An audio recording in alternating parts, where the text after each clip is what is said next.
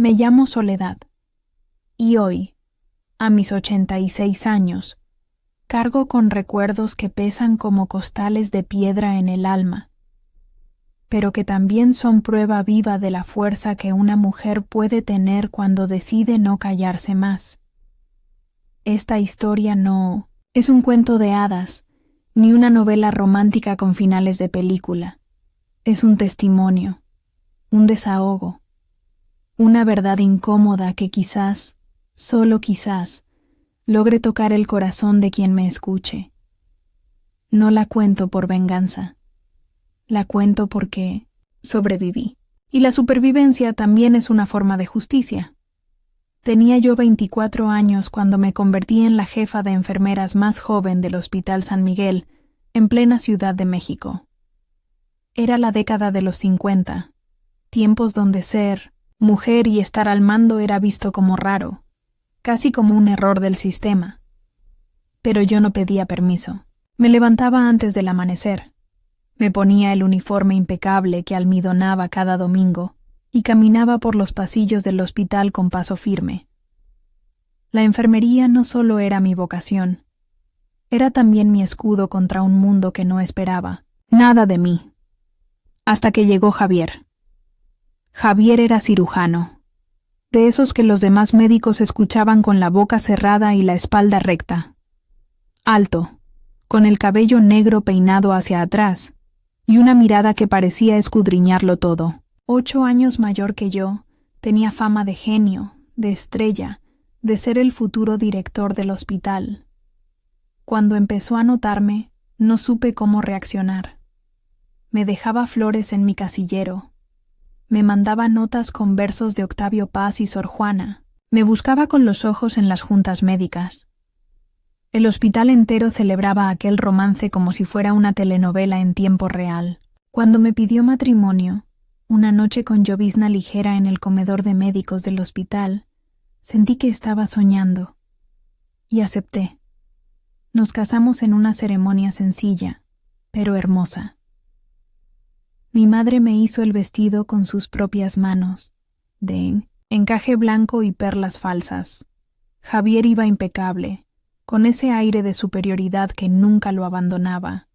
Esa noche bailamos al ritmo de un trío de mariachi, y yo, ingenua, creí que el amor bastaba para todo. Me prometí que seríamos un equipo, que construiríamos una familia, una vida digna. Me equivoqué.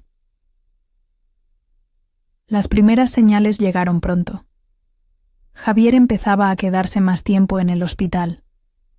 Llegaba tarde, sin avisar. A veces traía en su ropa el perfume de otra mujer.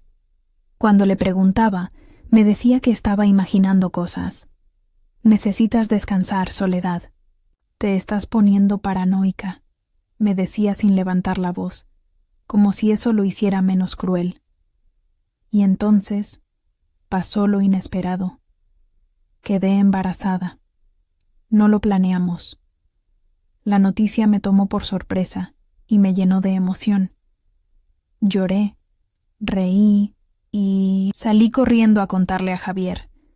Imaginaba que se pondría feliz, que me abrazaría, que empezaríamos a soñar juntos. Pero no. Él apenas levantó la mirada del periódico. «Cuídate. No quiero que esto cause problemas en el trabajo», dijo, y siguió leyendo. Ese fue el primer verdadero rompimiento. Ese instante de frialdad, de indiferencia, se me quedó tatuado.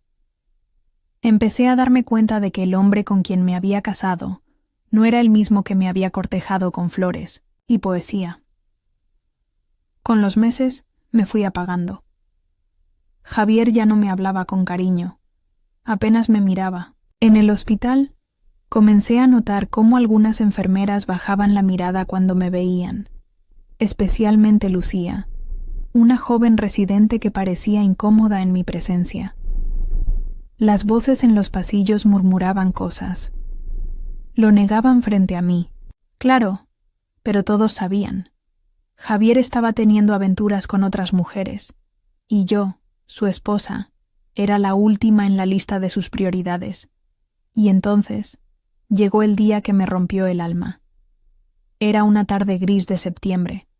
Estaba en la unidad de cuidados postoperatorios cuando sentí un dolor agudo, seco, como si algo dentro de mí se desgarrara.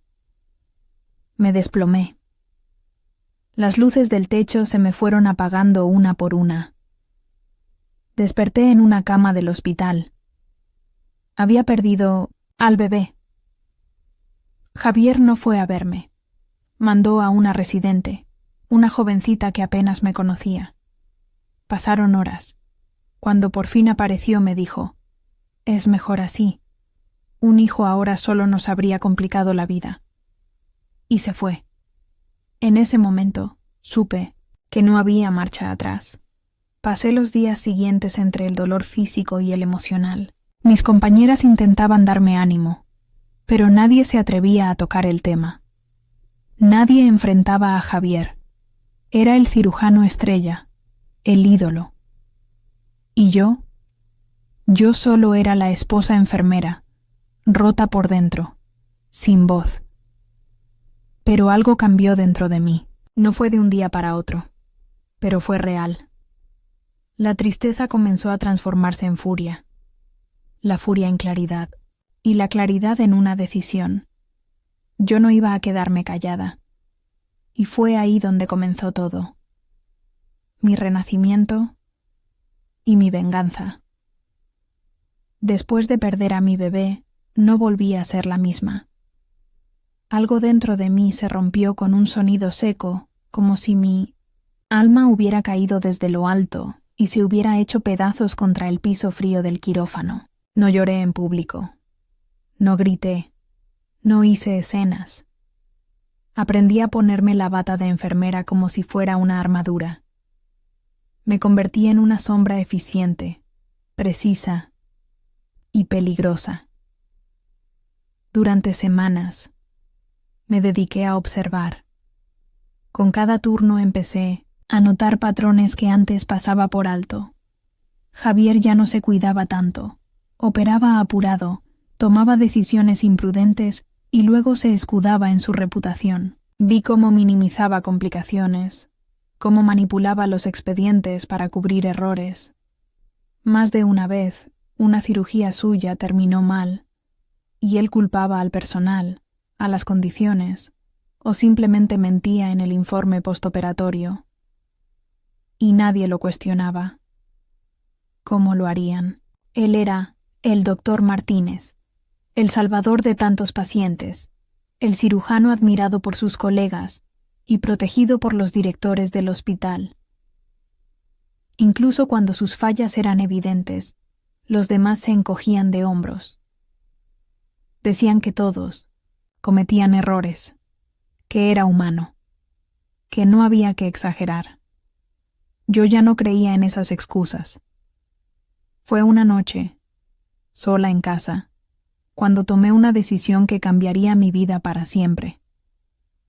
Fui a la papelería del barrio y compré un cuaderno de pasta dura, negro, sin líneas. Lo guardé en la gaveta de la mesita de noche y empecé a escribir. Cada día, al regresar del hospital, anotaba con detalle lo que había presenciado. Cirugías mal realizadas, medicamentos mal dosificados, pacientes que empeoraban sin razón aparente. Registraba nombres, fechas, síntomas y hasta frases exactas que Javier decía. También empecé a guardar copias de documentos, análisis, radiografías que no coincidían con los reportes. Era riesgoso, lo sabía. Pero no podía quedarme de brazos cruzados. No era venganza lo que me movía. Era algo más profundo. Era la necesidad de justicia, de dignidad. Sentía que, si yo no hacía algo, todo lo que había vivido, mi dolor, mi pérdida, mi humillación, no tendría sentido. El cuaderno negro se convirtió en mi confidente. Era el único lugar donde me sentía libre. A veces, mientras escribía, mis manos temblaban. Otras veces mojaba las páginas con lágrimas, pero seguía, noche tras noche, como si esa tarea secreta fuera lo único que me mantenía viva. Al principio escondía el cuaderno entre mi ropa interior. Luego, cuando Javier empezó a buscar entre mis cosas, decidí ocultarlo en el hospital. Lo metí dentro de una caja de guantes quirúrgicos vacía, que escondí detrás de un mueble en la sala de esterilización. Cada vez que podía, lo recuperaba, anotaba nuevos datos y lo volvía a esconder. Fue así, por más de 2 años. Durante ese tiempo, nuestra relación se volvió una coreografía vacía. En casa, Javier apenas me dirigía la palabra. Me hablaba solo para dar instrucciones o exigirme algo. A veces se ausentaba toda la noche y cuando regresaba decía que había sido una emergencia. Ya ni se molestaba en mentir bien. Yo fingía, asentía, sonreía frente a los demás, pero por dentro tejía una red, esperaba el momento. Todo cambió una tarde, cuando escuché, sin querer, una conversación que congeló mi sangre. Estaba en la oficina del jefe de cirugía, entregando unos expedientes, cuando lo escuché al teléfono. Era Javier. No me vio. Hablaba con tono apurado, nervioso. Decía cosas como: «Ya no confío en ella. Está actuando raro. Voy a tener que encerrarla antes de que cause problemas». Encerrarme, internarme, hacerme pasar por loca. Salí de esa oficina como si tuviera fuego en los talones. En ese momento supe que ya no tenía más tiempo. Javier estaba sospechando. Y cuando un hombre como él sospecha, se vuelve peligroso. Esa noche no dormí. Fui al hospital después del último turno, cuando todos se habían ido. Abrí la sala de esterilización y tomé el cuaderno negro. Lo guardé en mi bolso. También cargué con los documentos que había recopilado. A la mañana siguiente, pedí hablar con el director general del hospital. El doctor Alonso Camargo era un hombre serio, distante. Tenía fama de ser incorruptible, pero también de no meterse en conflictos. Me recibió en su oficina sin mucho entusiasmo. Yo me senté frente a él. Respiré hondo y comencé a hablar. Hablé durante más de 1 hora. Le mostré el cuaderno, los informes, las pruebas. Mis manos no dejaron de temblar. Por momentos el doctor Camargo me interrumpía, incrédulo. Pero seguí. Hablé con el corazón, pero también con firmeza. Al final, le dije una sola cosa. «Doctor, si después de ver todo esto usted no hace nada, entonces yo lo haré público. No me voy a callar. Nunca más». Se quedó en silencio. Cerró el cuaderno, se levantó y me dijo: «Déjeme investigar. Esto personalmente. No le prometo nada aún, pero le juro que esto no va a desaparecer». Y entonces, por primera vez en mucho tiempo, me permití sentir algo parecido a la esperanza. Pero también sabía que Javier no se quedaría de brazos cruzados, y que lo peor todavía estaba por venir.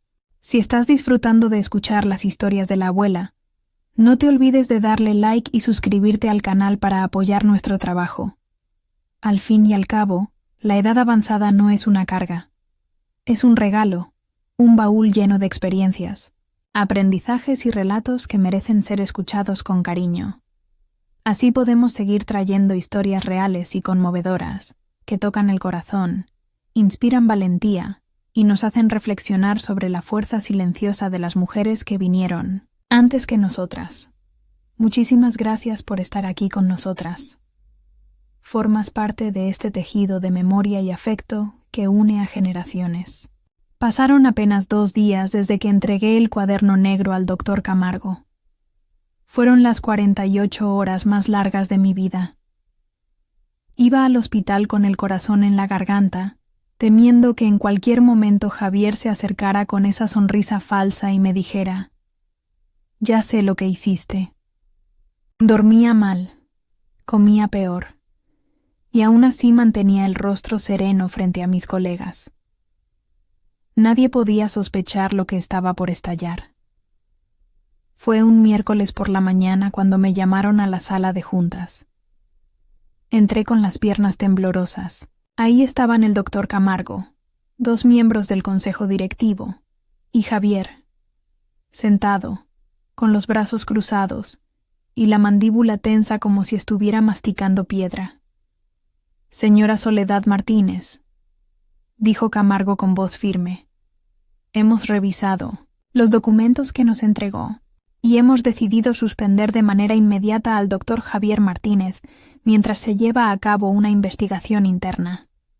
No me atreví a mirarlo, pero sentí su furia como una llamarada quemándome la nuca.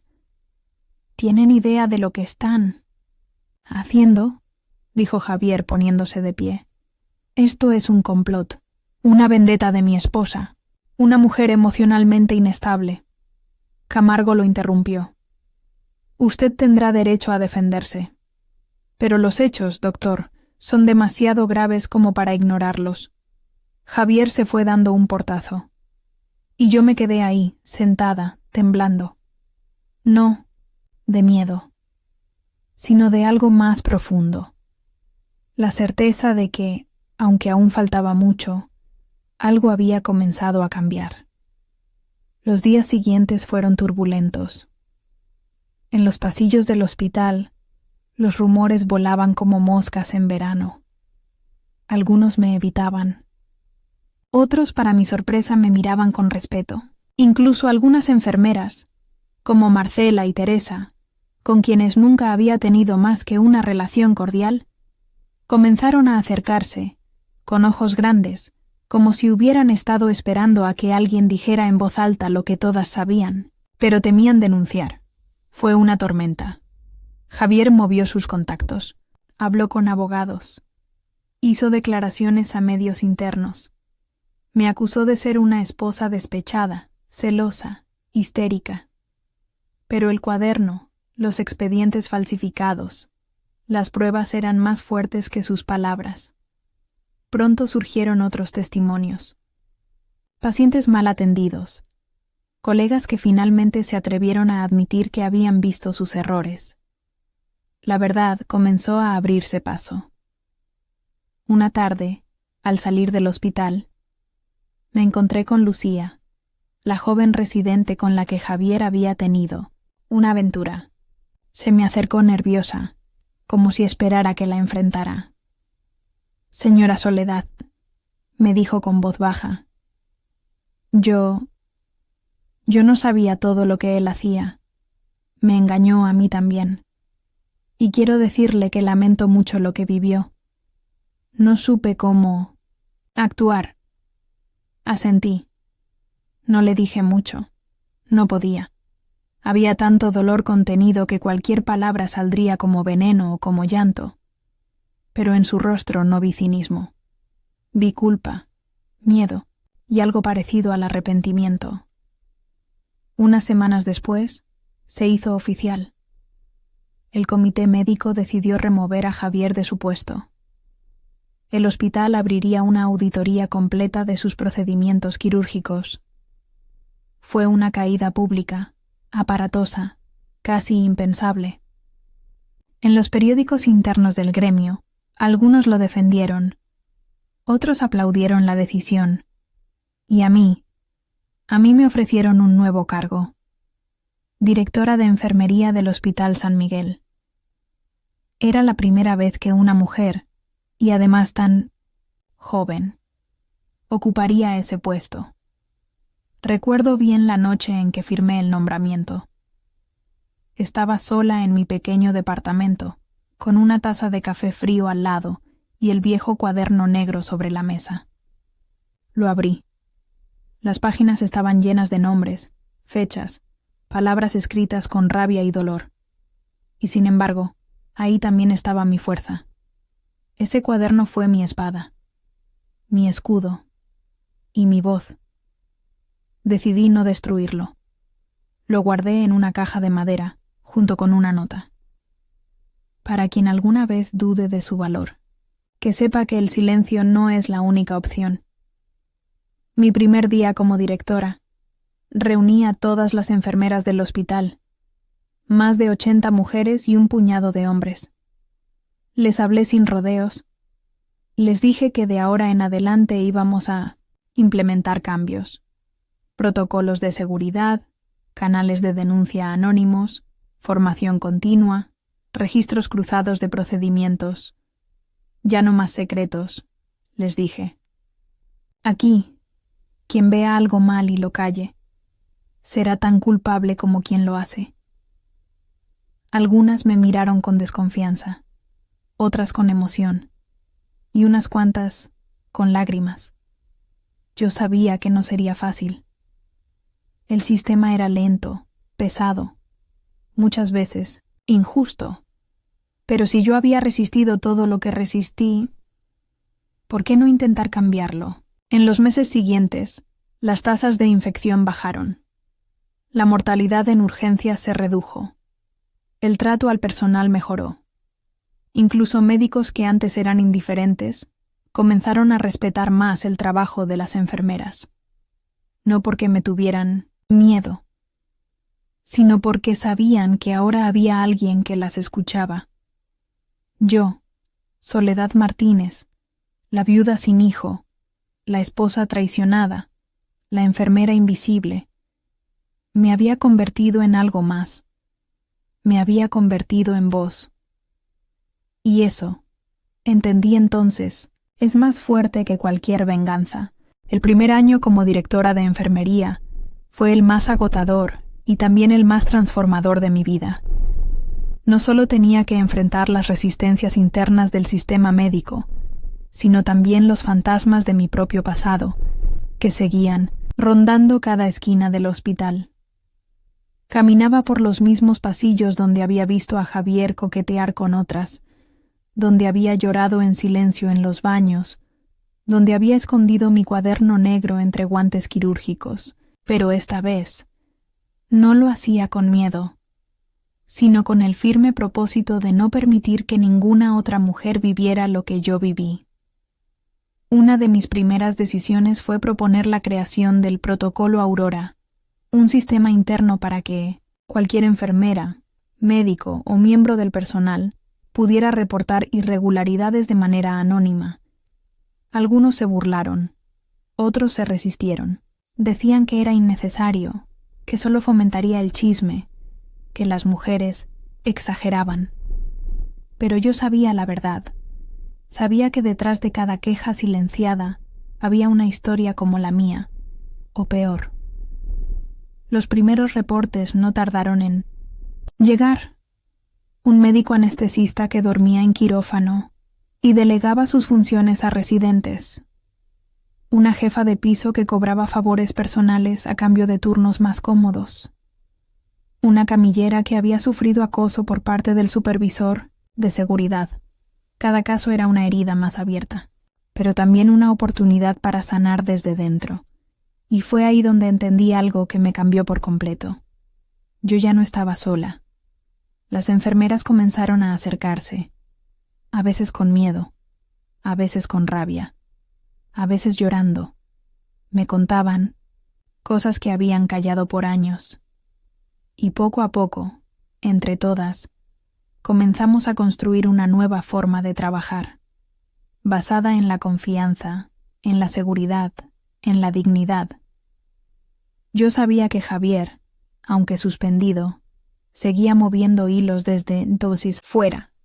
Tenía contactos, amistades poderosas, exalumnos que lo idolatraban. A veces recibía notas anónimas en mi casillero. Ya vas a caer. No eres nadie sin él. Tú destruiste al mejor cirujano del país.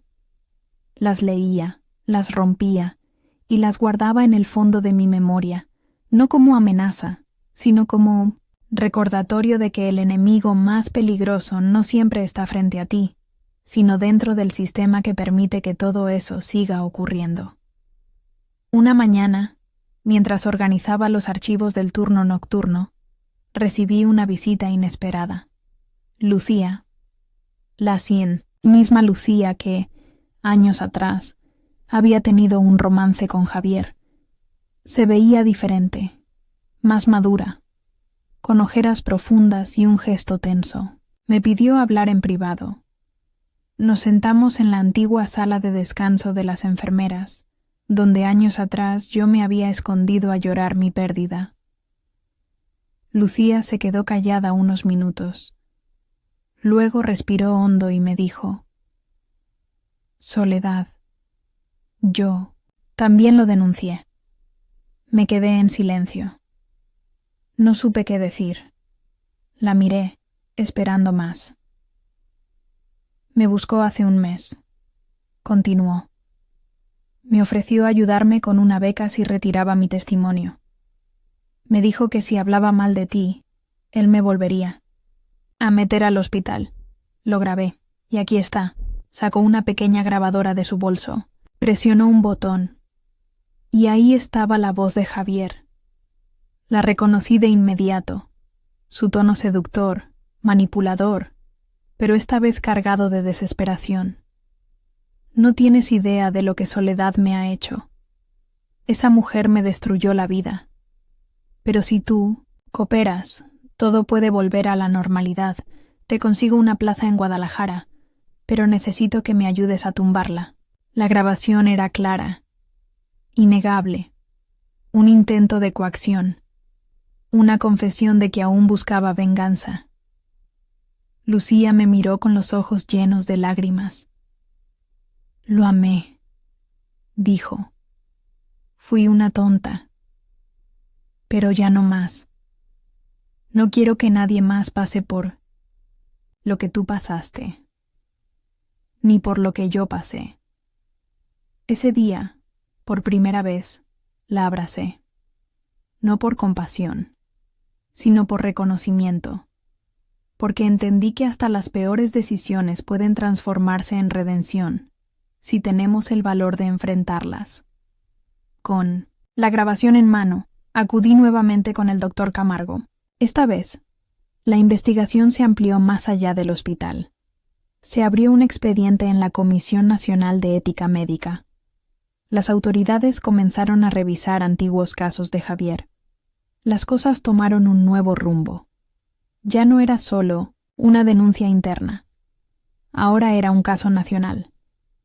Mientras tanto, el Hospital San Miguel se convertía en un referente. Nuestro modelo de protocolos, formación constante y espacios de contención emocional para el personal comenzó a ser solicitado por otras instituciones del país. Me invitaban a dar charlas, a participar en mesas redondas. Yo hablaba, no solo como directora, sino como mujer, como testigo, como sobreviviente. Un día recibí una carta del Ministerio de Salud. Querían reunirse conmigo. Me ofrecieron liderar un proyecto piloto de reforma en seguridad hospitalaria a nivel nacional. Tardé 2 días en responder. No porque dudara, sino porque sentía que estaba a punto de dejar atrás una etapa clave de mi vida. Pero comprendí que este movimiento que habíamos iniciado era más grande que yo, y merecía crecer.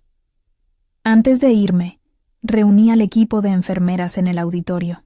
Les hablé por última vez como su directora.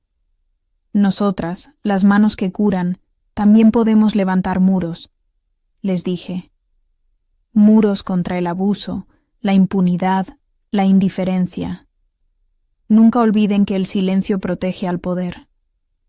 Pero la verdad transforma. Me aplaudieron de pie. Lloraron. Yo también. Y así, con el corazón lleno y el pasado finalmente puesto en su lugar, me fui a escribir un nuevo capítulo. Uno donde el miedo ya no tenía espacio. Cuando llegué a Guadalajara, traía poco equipaje, pero una carga inmensa de responsabilidad. El Ministerio de Salud me había asignado como coordinadora nacional del Programa de Seguridad Clínica Integral, un nombre pomposo para una idea simple: hacer que los hospitales fueran lugares más humanos, más seguros, más transparentes. Tenía 53 años. A esa edad muchas personas están pensando en jubilarse. Yo apenas sentía que estaba empezando. Desde el primer día supe que no iba a ser fácil. En las reuniones ministeriales, los funcionarios me miraban con condescendencia. Había doctores con trajes de lino que apenas disimulaban el desdén cuando hablaba. ¿Una enfermera dictando políticas nacionales?, murmuraban. Algunos me llamaban la señora del escándalo. Otros simplemente evitaban nombrarme. Pero yo no estaba ahí para caerles bien. Estaba ahí para trabajar y para cambiar lo que estaba podrido. Formé un pequeño equipo con profesionales comprometidos.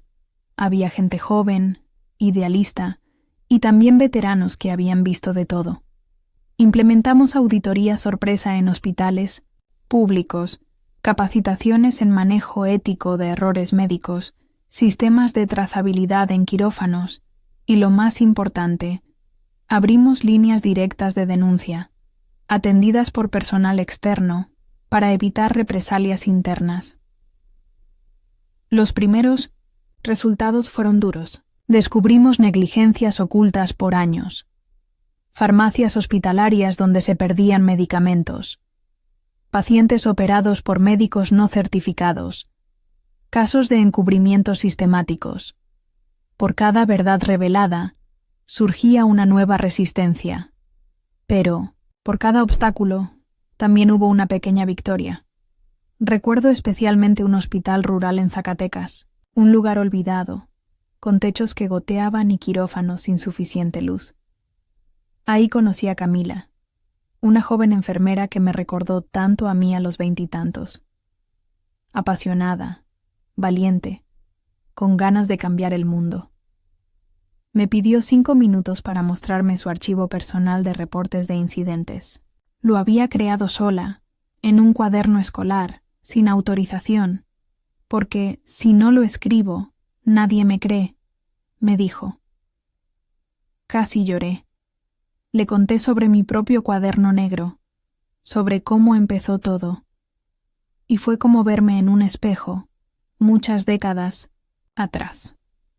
«Usted no sabe lo que significa para mí escuchar esto de usted», me dijo. «Mi mamá hablaba de usted. Dice que usted salvó su carrera cuando quiso renunciar». Le pregunté cómo se llamaba su mamá. Lucía Andrade. El mundo se detuvo por un instante. Lucía, la misma residente que una vez fue parte del capítulo más doloroso de mi vida y que después tuvo el valor de enfrentarlo. Esa Lucía que con su grabación ayudó a cerrar el círculo. Su hija estaba ahora al frente de una pequeña trinchera, escribiendo en su propio cuaderno escolar. Esa noche no pude dormir. No por tristeza, sino por algo más profundo. Entendí que la verdad, cuando es sembrada con valor, florece en las generaciones que siguen. Los meses se volvieron años. Viajé por todo el país. Desde clínicas rurales en Chiapas hasta hospitales de tercer nivel, en Monterrey. Di conferencias, hablé en congresos, incluso participé en mesas redondas en la ONU. Y aunque cada experiencia fue distinta, en todas repetía una sola frase.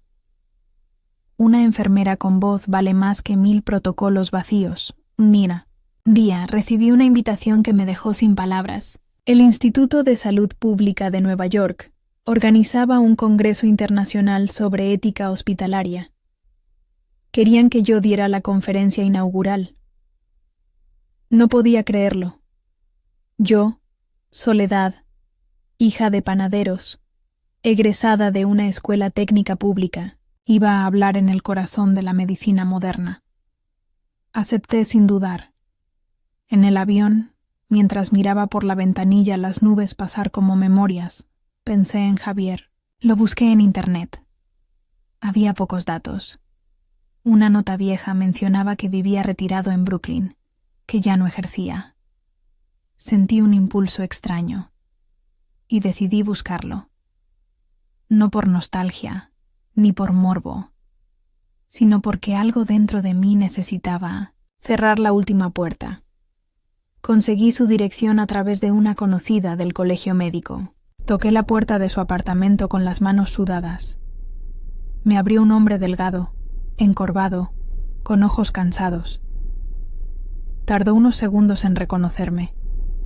No dijo nada, solo me hizo un gesto para que pasara. Nos sentamos frente a frente. El silencio fue largo. ¿Por qué viniste?, preguntó al fin, con voz seca. Para decirte que ya no te tengo miedo. Javier suspiró. Se veía roto, enfermo. Viejo no por la edad, sino por la culpa. Tú ganaste, dijo. Me destruiste. Lo miré sin rencor. No, tú te destruiste solo. Yo solo dije la verdad. Él bajó la mirada. Murmuró algo que no entendí. Antes de irme, me detuve en la puerta y le dije: ¿Sabes qué es lo irónico, Javier? Que esa verdad, que tanto trataste de enterrar, fue la que terminó salvando vidas. Salí a la calle con un peso menos sobre los hombros. Había cerrado el ciclo. Y lo más importante, no sentí odio. Sentí paz. Regresé a México con una mezcla de emociones difícil de describir. Paz, sí, pero también una sensación de cierre, como si el universo hubiera esperado todos estos años para entregarme ese momento. Mirar a Javier a los ojos, no como víctima, sino como mujer libre, libre de él, libre de los recuerdos, libre incluso del rencor. Esa libertad no se compra, no se hereda, se gana, se sangra. Volví a Guadalajara con la convicción profunda de que ya no necesitaba demostrar nada a nadie. Mis pasos ya no eran apurados. Caminaba con calma, sabiendo que el camino que había abierto no era solo mío.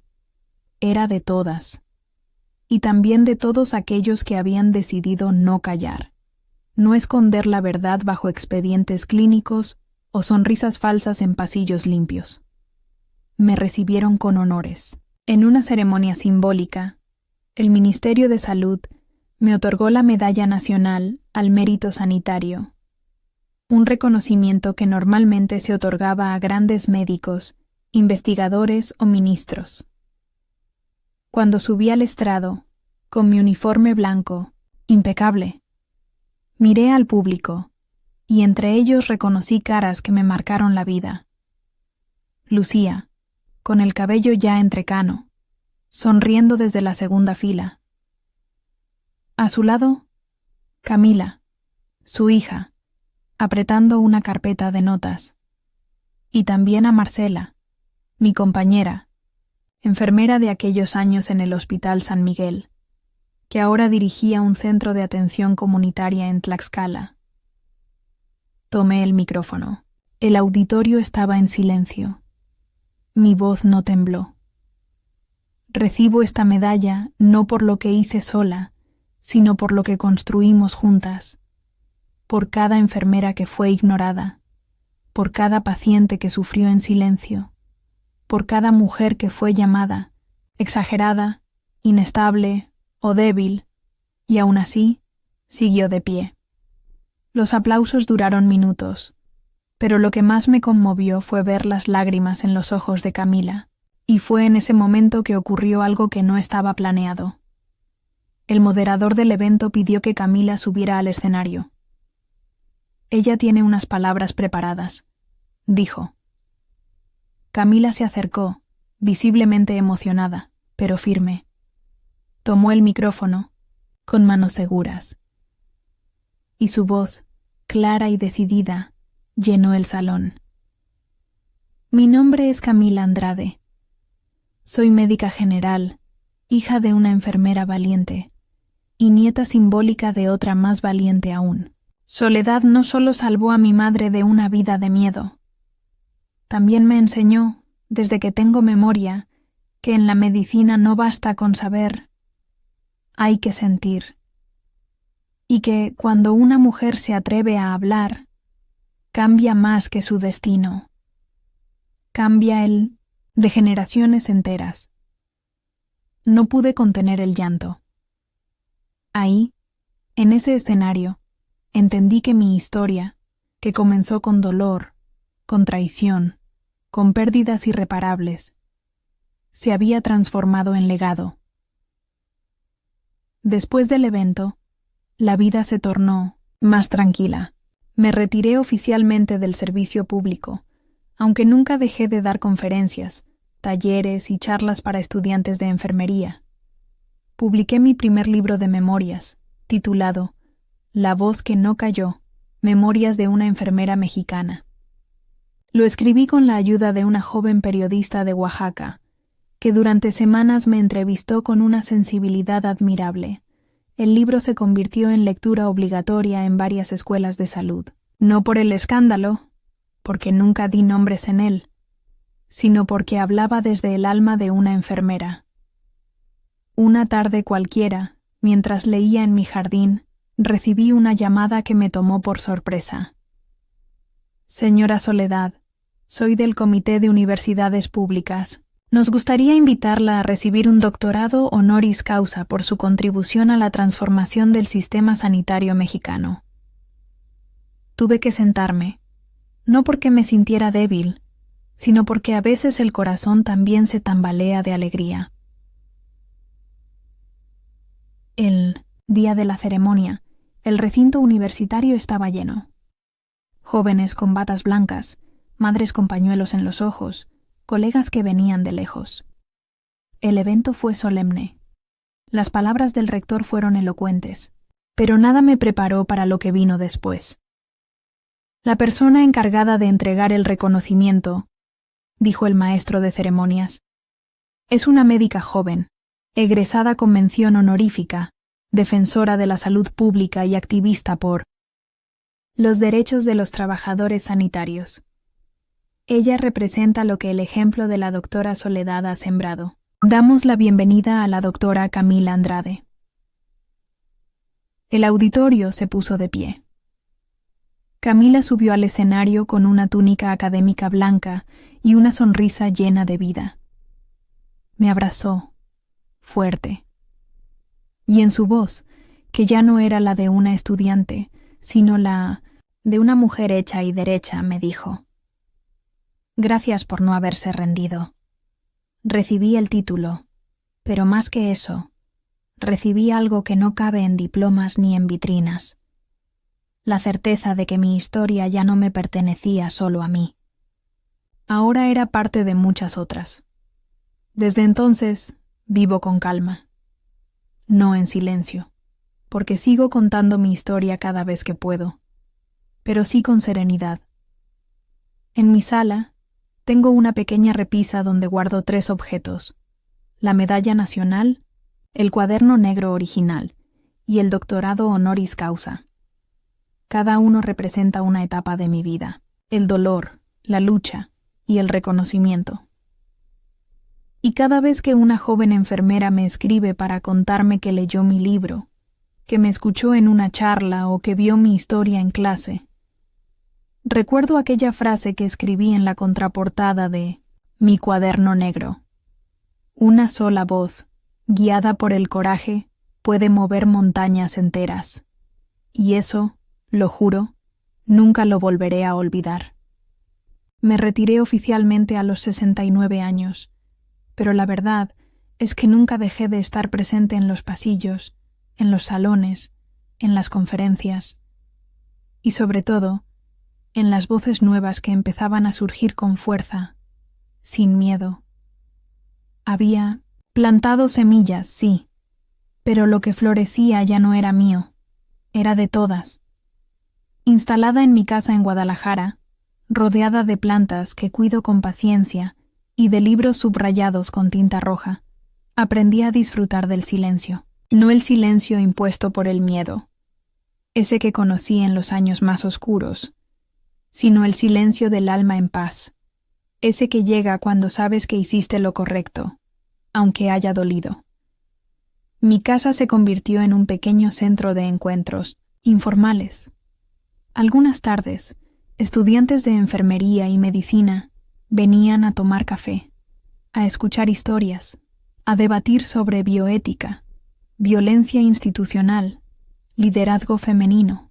Les encantaba sentarse en mi sala, rodearse de cuadernos viejos, escuchar anécdotas que no aparecían en los libros. Una de esas tardes, una joven de cabello rizado, llamada Elena, me hizo una pregunta que me dejó en pausa. Señora Soledad, si pudiera volver al pasado, ¿volvería a denunciar? La miré directo a los ojos. Ella sostenía su taza de barro como si esperara una revelación. Sí, le dije sin titubear, y lo haría incluso antes. Lo único que cambiaría sería el tiempo que tardé en confiar en mi propia voz. Porque esa es la verdadera tragedia, que viven muchas mujeres en silencio. Dudan de sí mismas. La sociedad nos ha enseñado a desconfiar de nuestro instinto, de nuestra intuición, de nuestra memoria. Nos preguntan, ¿estás segura? ¿No será que exageras? No, te lo imaginaste, y así, día tras día, nos hacen pensar que nuestro dolor no vale, que nuestra verdad no importa. Yo también dudé de mí. Por años. Pero esa duda se quebró el día que abrí aquel cuaderno negro. Con los años, esa historia personal se fue, convirtiendo en herramienta de enseñanza.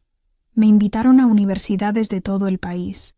Recuerdo una charla en Puebla, donde al finalizar, una alumna se me acercó y me mostró un tatuaje en su antebrazo, una silueta de mujer con una pluma en la mano. «Es usted», me dijo.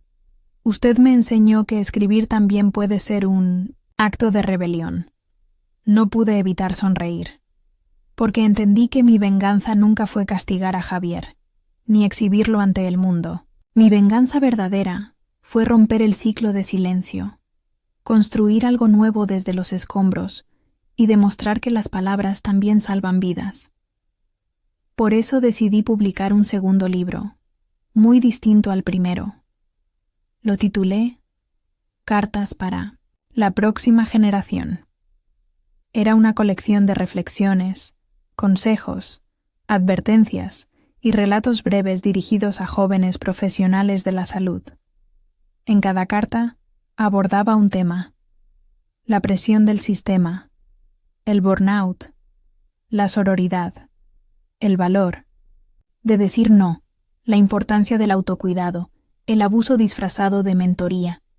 No era un libro técnico, era humano, y por eso conectó. Recibí cartas de estudiantes desde Chiapas hasta Baja California. Una en particular me llegó desde San Luis Potosí. Una chica llamada Renata, de segundo semestre de enfermería, me escribió. Leí su carta sobre el miedo a hablar. La leí llorando. Porque yo también estoy viendo cosas que no deberían pasar en mi clínica, y no sabía si era correcto decir algo. Ahora sé que sí. Gracias por darme valor sin siquiera conocerme.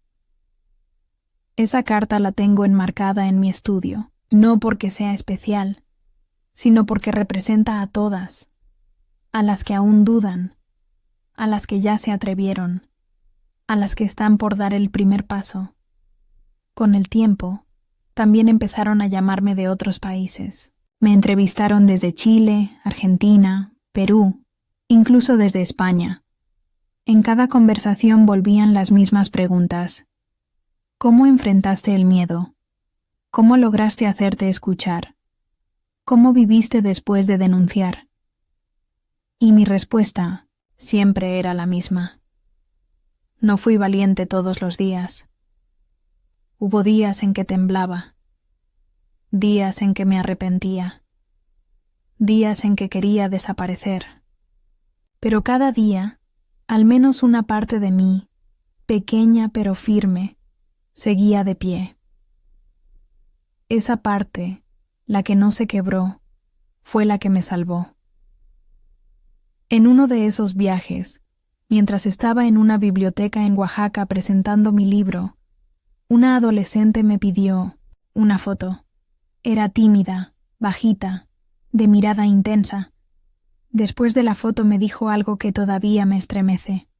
Yo no quiero ser enfermera, quiero ser periodista, y quiero contar historias como la suya, para que la gente no se quede callada nunca más. Le sonreí, le puse la mano en el hombro, y le dije, entonces no solo serás periodista, serás peligrosa para los que mienten, porque eso es lo que hacemos, cuando hablamos, cuando escribimos, cuando denunciamos, le ponemos luz a la sombra, y nadie que se alimenta del silencio puede sobrevivir mucho tiempo bajo la luz. Hoy, a mis 86 años, ya no cargo con odio, ni con tristeza.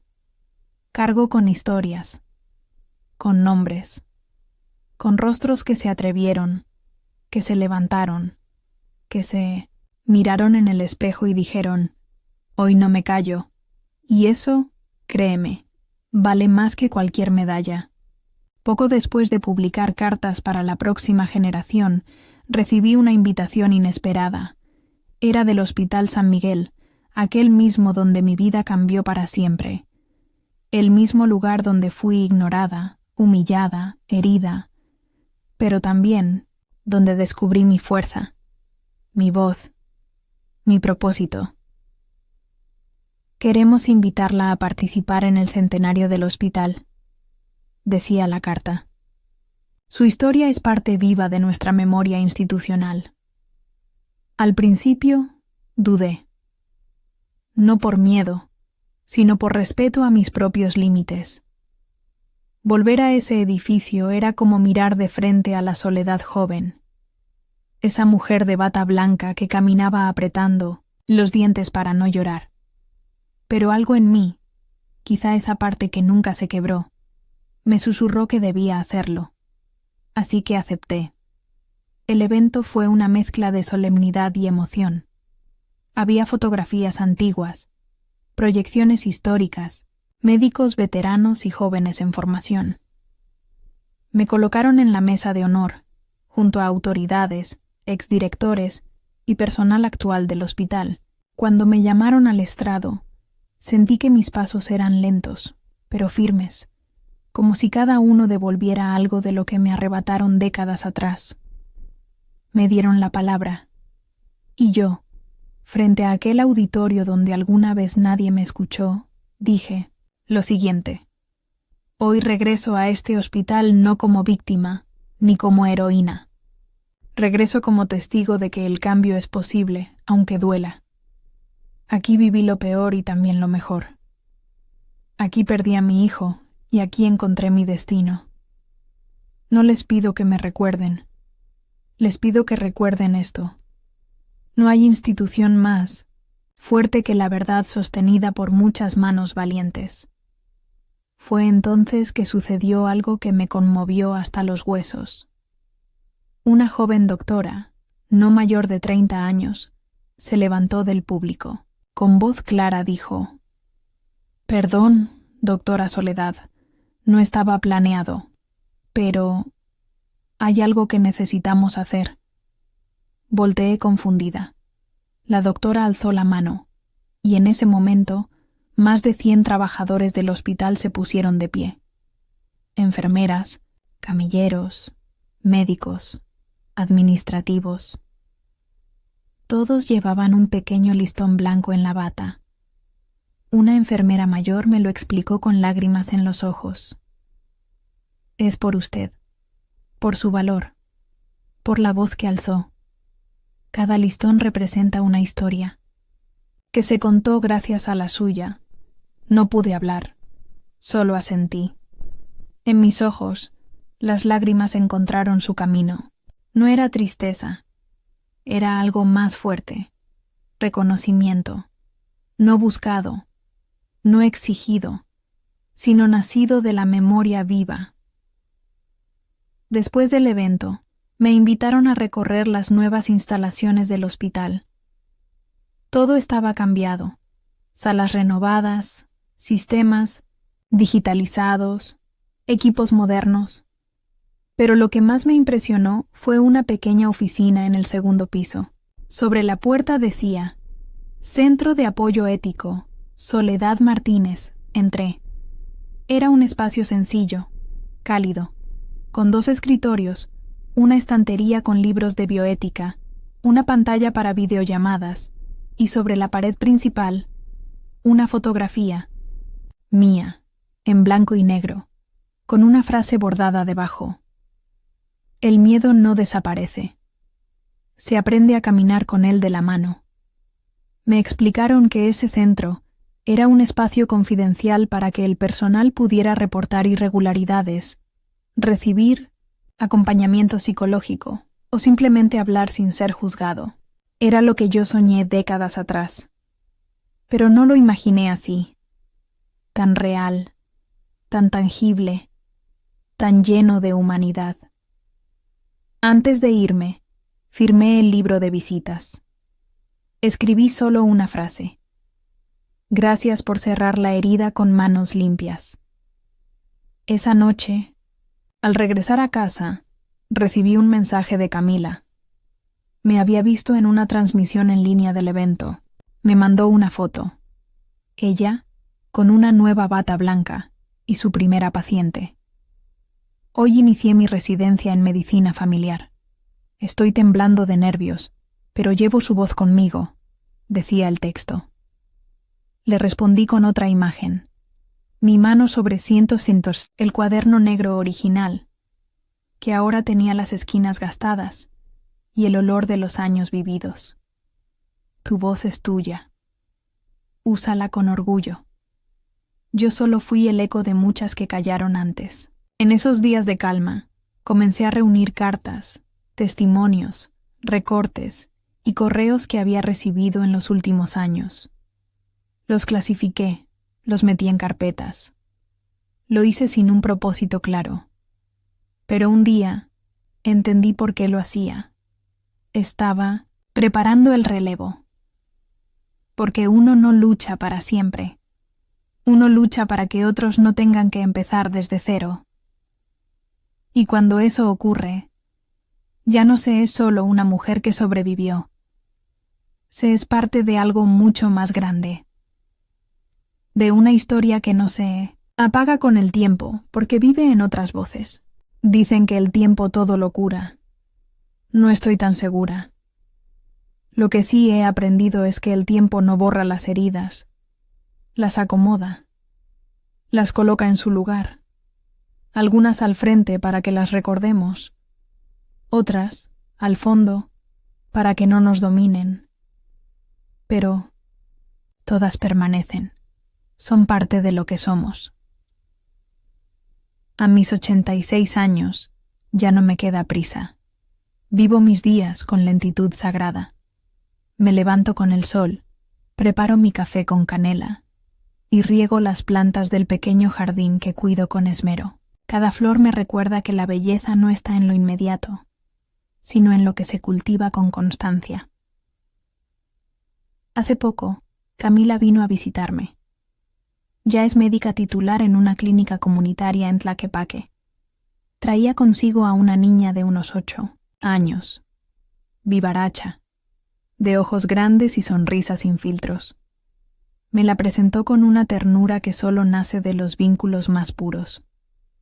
Se llama Valentina, me dijo. Es hija de una amiga que falleció hace un par de años. Ahora yo la cuido. Valentina. Se me acercó y me extendió un dibujo. En él había una señora de cabello blanco, con una bata larga y un cuaderno en la mano. A su lado había otras mujeres más jóvenes, todas con batas, todas con una sonrisa. En la parte superior del papel, con letras grandes de crayón rojo, decía: Soledad salvó a muchas. Tuve que respirar hondo. ¿Tú hiciste esto, mi niña?, le pregunté. Sí, respondió con naturalidad. La doctora Cami me contó que usted es una heroína, que cambió hospitales con un cuaderno Mágico.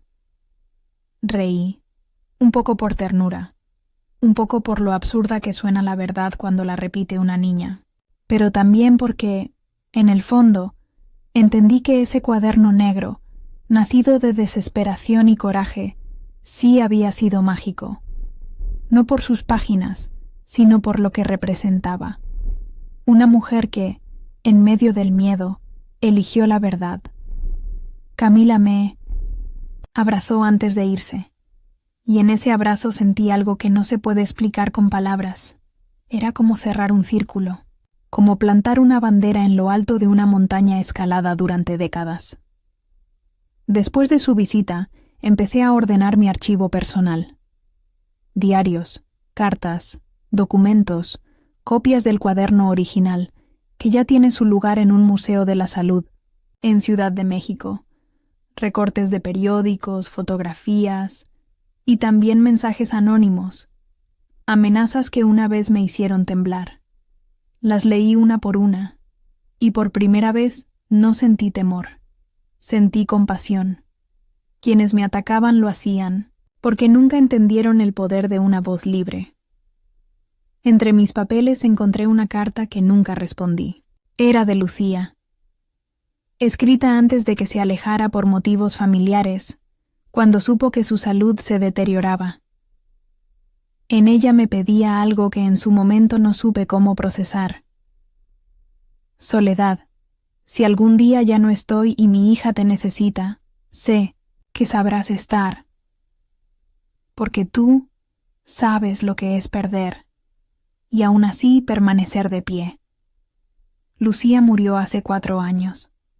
No tuve oportunidad de despedirme, pero al cuidar de Camila en su formación, supe que esa promesa silenciosa ya la había cumplido, no con palabras, sino con presencia. Una mañana, recibí una invitación para grabar un especial documental. Querían contar mi historia para una serie sobre mujeres que cambiaron estructuras de poder en México. Al principio dudé. Había contado mi historia tantas veces que pensé que ya estaba dicha, pero el productor, un hombre joven con mirada sincera, me convenció con una frase que me sacudió. Señora Soledad, muchas ya la conocen, pero hay niñas de 12 años que aún no, y necesitan saber que usted existió. Acordamos grabar en mi casa. Durante 3 días me hicieron preguntas largas, profundas. Hablé de todo. Del aborto, de la soledad real, del miedo, del poder del cuaderno negro, de Javier, de las cartas, de las denuncias, de las reformas, de Camila, de Valentina, de mí.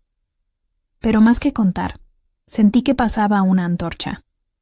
El documental salió un mes después, transmitido por cadena nacional. Me llegaron mensajes de todo el país. Mamás que lo vieron con sus hijas. Estudiantes de preparatoria que me escribieron por redes sociales. Una de ellas decía: Señora Soledad, después de escuchar su historia, decidí estudiar enfermería. No porque quiera curar cuerpos, sino porque quiero cuidar vidas como usted. Esa frase se me quedó clavada. No curar cuerpos, cuidar vidas. Ahí entendí que el legado no siempre se mide en reformas ni en premios. A veces se mide en una decisión silenciosa, en una joven que escoge un camino distinto por lo que escuchó, en un dibujo hecho con crayones por una niña que no tiene idea del dolor que hubo detrás, pero que ya reconoce el poder de una mujer que se atrevió a decir la verdad. Y eso, créeme, vale más que 1000 estatuas. Hoy es domingo. Me desperté con la luz suave entrando por la ventana y el canto de los gorriones que siempre visitan mi jardín. Tomé mi café con calma, como cada mañana, y luego salí a sentarme en la vieja banca de madera que está bajo el limonero. El aire huele a tierra mojada, a tiempo vivido. Desde hace semanas he estado pensando en cómo cerrar este ciclo. No mi vida, porque aún me queda vida por vivir, sino la historia que me ha acompañado durante más de 6 décadas. La historia de una mujer que fue traicionada, que perdió un hijo, que casi perdió la razón, pero que encontró su fuerza en la verdad. Me he convertido en muchas cosas a lo largo de los años: hija, enfermera, esposa, sobreviviente, denunciante, directora, escritora, mentora, símbolo. Pero por encima de todo eso, he sido una voz. Una que nació bajita, temblorosa, apenas un susurro, y que con el tiempo aprendió a no callarse nunca más. Hace poco, una reportera joven vino a entrevistarme para una revista de salud. Al final, me pidió una frase para cerrar el artículo. Pensé durante unos segundos y le respondí: dile que yo no vencí a Javier. Yo vencí al miedo. Y eso fue suficiente. Ella sonrió, escribió la cita y se fue con los ojos brillando. No sé si entendió el peso de esas palabras, pero yo sí, porque el miedo fue el primer enemigo, el más silencioso, el más corrosivo. A veces me preguntan si hubiera querido tener otro hijo, si la vida me hubiera dado la oportunidad. La respuesta es sí. Claro que sí. El vacío de ese bebé que no nació sigue latiendo, como un cuarto cerrado al fondo del corazón. Pero también he entendido que mi maternidad se multiplicó de formas inesperadas.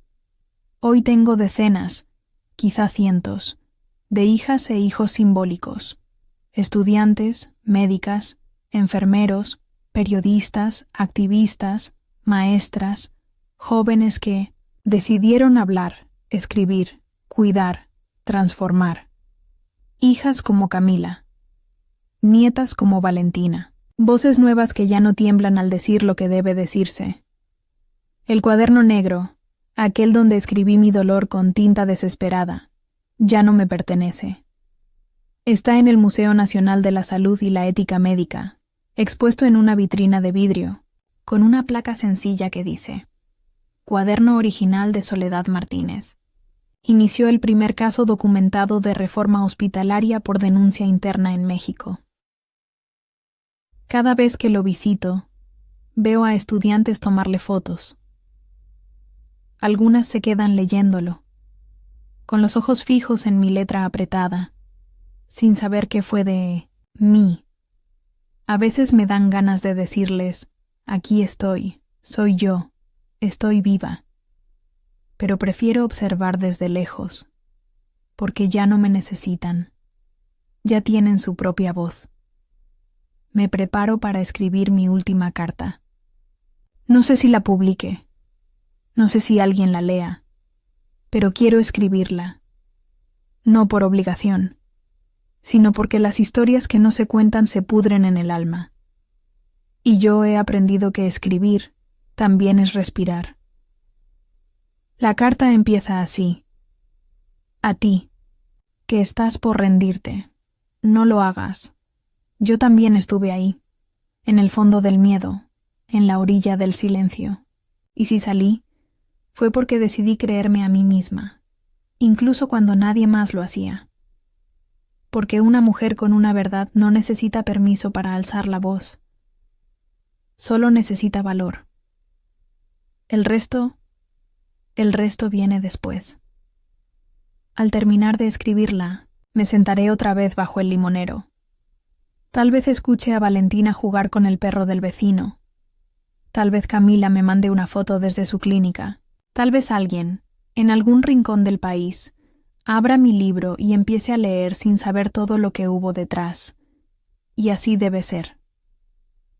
Porque la historia de una voz no es importante porque grita, ni porque rompe cosas, ni porque suena fuerte.